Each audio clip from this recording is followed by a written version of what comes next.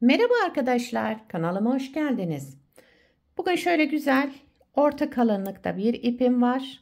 100 gram, 250 metre uzunluğu olan iplerden. Bununla harika bir model başlayacağız. Kullanacağım şiş 3,5 numara. Modelimiz oldukça güzel ve gösterişli bir model. Umarım siz de beğenir, benimle yaparsınız. Dilerseniz yapım aşamalarına geçelim. İlmeklerimizi alarak başlayalım. Bu model için ilmek sayısı 4 ve 4'ün katları olması gerekiyor. Yani her model 4 ilmekten oluşacak. Yapacağımız örgüye göre bu şekilde ayarlayıp modelimizi tam denk getirerek kurabiliriz. Ben şöyle küçük bir anlatım yapacağım. Onun için şöyle az bir ilmek sayısına ihtiyacım var.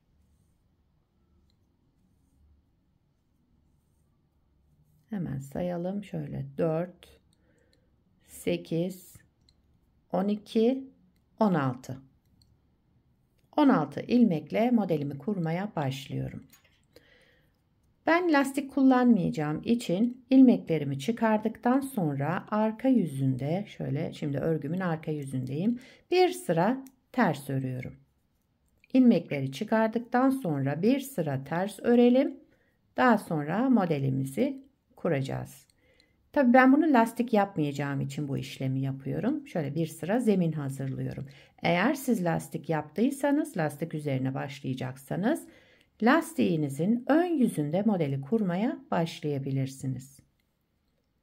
Kenar ilmeğimi de düz olarak ördüm. Sıramı tamamladım. Şimdi örgümün ön yüzünde birinci sıradayım. Modelimizi kurmaya başlayabiliriz. Birinci sıra ön yüzünde. Kenar ilmeğimi örmeden aldım. Kenar ilmeğinden sonra 2 ilmek ters, 2 ilmek düz olarak örelim.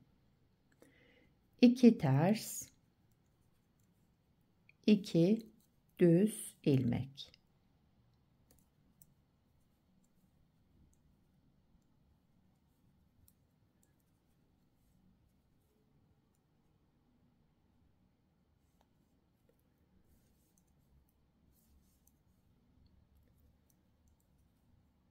Sıra sonunda 2 ters ilmekle sıramı tamamladım. Kenar ilmeğimi düz ördüm.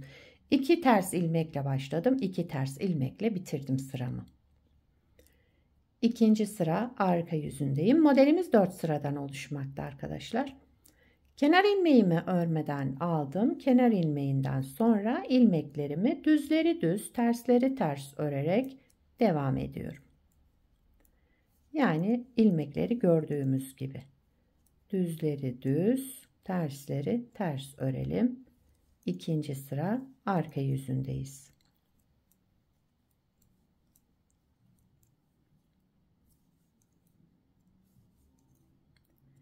Kenar ilmeğimi de düz olarak ördüm. Sıramı tamamladım. Üçüncü sıra ön yüzüne geçtik.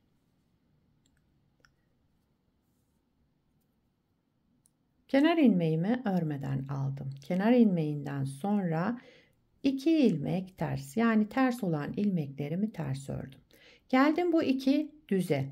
2 düze gelince önce bir artırma yapıyorum bu şekilde, bakın, şişimin üzerine dolayarak. Daha sonra sıradaki bu 2 düz ilmeğimi düz örerek sola doğru kestim. Önce artırma, daha sonra kesme. Aradaki 2 ters ilmeğimizi ters örelim yine. Daha sonra şu şekilde bir artırma yapalım. Bu 2 düz ilmeğimizi düz örerek keselim. 2 ters ilmek, bir artırma, sıradaki 2 düzümüzü de düz örerek sola doğru keselim. Sıra sonunda 2 ters ilmek, bir de kenar ilmeğimi düz olarak ördüm. Üçüncü sırayı tamamladım. Dördüncü sıra arka yüzündeyim.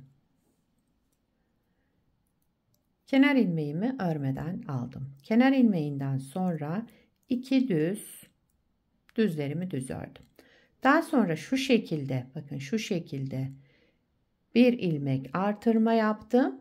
İpimi kendimden tarafa aldım. Bu ters ve şu artırma ilmeğimi ikisini bir ters örerek kestim. Bir iki düz ilmek, bir artırma, sıradaki 2 ilmeğimi ters örerek kestim. Düzlerimizi düz örüyoruz. Şu ters ilmek ve ajurlu ilmeğimizi kesiyoruz.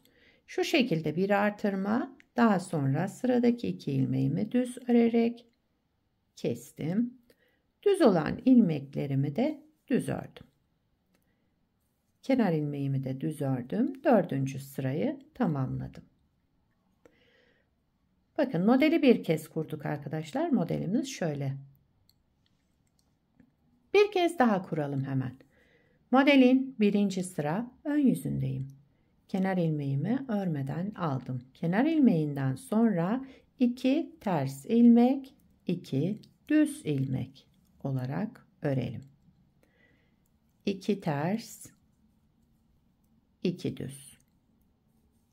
Yani terslerimizi ters, bakın burada zaten bu düz olan ilmeğim, bir de ajurlu olan ilmeğimi de düz örüyorum. 2 ters ilmekle sıramı tamamladım. Kenar ilmeğimi düz olarak ördüm. 2. sıra arka yüzündeyim. Kenar ilmeğimi örmeden aldım. Kenar ilmeğinden sonra ilmeklerimi olduğu gibi, yani düzlerimi düz, terslerimi ters örüyorum. 2 düz, 2 ters örerek 2. sıramızı da tamamlayalım.